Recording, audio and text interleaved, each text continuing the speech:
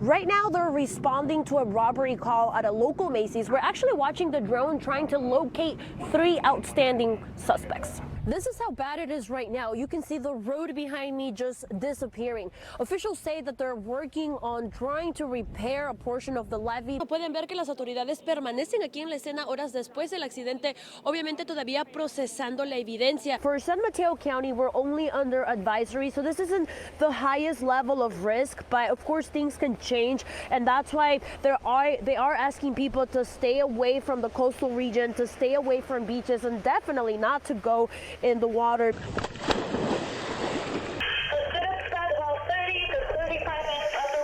Capitola Village permanece bajo advertencia de evacuación. Pueden ver aquí que continúa la labor por despejar las calles. ¿Cuál es lo que a usted le incomoda en cuanto a lo que hemos visto al sur del estado y bueno, lo que sabemos que la administración Trump quiere hacer cuando se trata de los operativos de inmigración? I got my mariachi sombrero, but don't worry, I'm not gonna sing. Clamaron victoria este domingo de Super Bowl, pero fue Bad Bunny quien también se robó el show. En este cuadro podemos ver miel a los alrededores. It is a fiesta here in San Francisco. Actually, the event just kicked off about an hour ago. We've seen people trickle in slowly. Sucedió alrededor de las 3 esta madrugada. De hecho, todavía se siente ese fuerte olor a humo. Y como pueden ver, todavía hay actividad aquí. No sé si se puede ver quizás a los trabajadores. Han estado laborando ya por varias horas. A family member tells me she just passed away last night. So obviously, this is a really tragic time for the family. And that's why they're asking for flashing lights here at the intersection. Sí, estamos aquí en Hayward. De hecho, no saben la lucha que se perdieron. Hubo drama. Cuando el árbitro suena el silbato, el viento me golpea. This Hola, yo is soy Santiago. Yo soy poeta atleta de Watsonville Scores. Out of 30,000 contestants, on Tuesday, he was named the national winner of the Poet Athletes competition, wrapping the Bay Area with a poem about his love for soccer. No importa si caigo. An achievement on and off the field, thanks to the expanded learning after-school program at Pajaro Valley Unified School District in Santa Cruz County. I think that expanded learning does a really good job of offering all these opportunities to those families who otherwise probably couldn't get that for their child. In partnership with the initiative America Scores, mentors seek to instill confidence in kids like Santiago. We empower children in 3 main pillars. Those 3 main pillars are soccer, poetry, and service learning. Un pase. Un centro. Desde chiquito no tendría como. The 11-year-old's father says he's been taking his son to soccer matches since he was 4. Yo tenía fe en mí. And Santiago says he always knew he could win. For Santiago, who's only been in the U.S. for 3 years, this recognition also represents a milestone in his new home away from home. We don't want to just put them in a box. You know, we want them to be able to become and believe in whatever they like to believe in. Because at the end of the day, soccer is a universal language. When he's out there on the field, it's like he's in the World Cup. Gritar ¡Gol! In Watsonville, No solo es un juego, es una pasión. Nathalie Vera, Soccer o fútbol. 6 letras, una misma ilusión. NBC.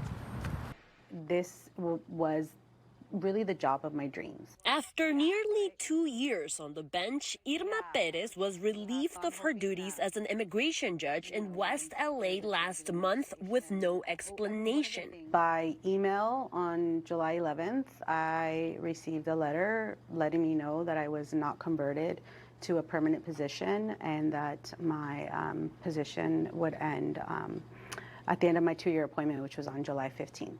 The email, reviewed by NBC, reads in part, quote, "Pursuant to Article 2 of the Constitution, the Attorney General has decided not to extend your term or convert it to a permanent appointment." Very shocking.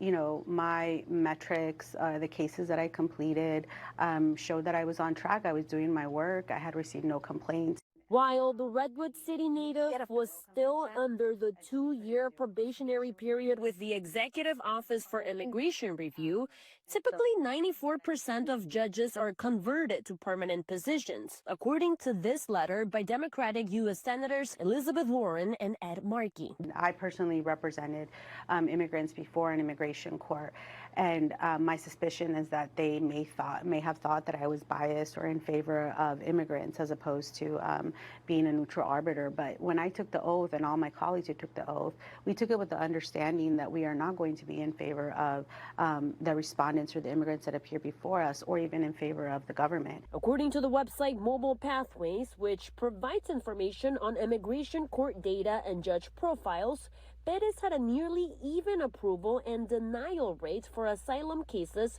with just under 10% each. The site also shows she had more than 2,000 cases in her backlog, and she wonders what that'll mean for those migrants. If someone had a case scheduled with me in September of 2025, who knows, maybe now that person's hearing will be in September 2026 or 2027. Are you concerned that people will not get their due process? Oh, yes, I'm definitely worried about that. We are there to ensure due process and to ensure the integrity of the immigration court system. And due process involves allowing people the opportunity to present evidence in a timely manner. And when you kick cases out 2 or 3 years down the line because you get rid of immigration judges, you're, I think, violating the due process rights of these individuals. She also believes the federal government should care about closing cases in a timely manner. If you have someone in proceedings who has some sort of criminal history or has a case already pending for a long time, it is in your best interest to resolve those cases. The daughter of Mexican immigrants says she now worries about the integrity of the immigration court system. I understand that laws change and arguments have to be adjusted, but what I see just feels very extreme from one end to the other. There is a fear that it's a political influence that's taking place in getting rid of us. But at the end of the day, Irma Perez says she doesn't regret a thing. I'm very proud of the work that I did. We reached out to the Executive Office for Immigration Review, and they declined to comment on her termination. Nathalie Vera, NBC Bay Area News.